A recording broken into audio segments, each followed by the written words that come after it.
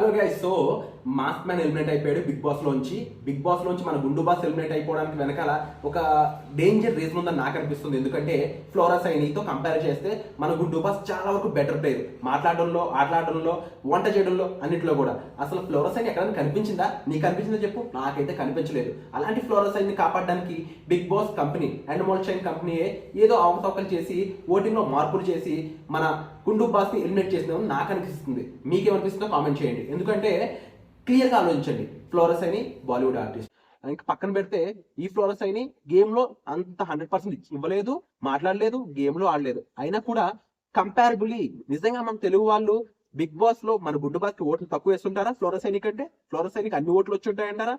ఇది నాకు ఖచ్చితంగా డౌట్ అనిపిస్తుంది. మీకేమనిపిస్తుందో చెప్పండి. ఎందుకంటే కంపారిబుల్లీ నెక్స్ట్ మన గుండు బస్ ఉన్నట్లయితే డెఫినెట్లీ ఆయన ఇంకా ఎక్కువ పర్ఫామ్ చేస్తాడు, ఇంకా మంచిగా పర్ఫామ్ చేస్తాడు. కానీ ఇదే ఫ్లోరస్ అయిన ఇంకెన్ని వీక్స్ ఉన్నా కూడా ఇలాగే ఉంటుందని నా ఒపీనియన్. సో ఇందులో ఏదో అవకతవకలు జరిగినట్టు నాకు అనిపిస్తుంది. మీకు అనిపిస్తుందో కామెంట్ చేయండి.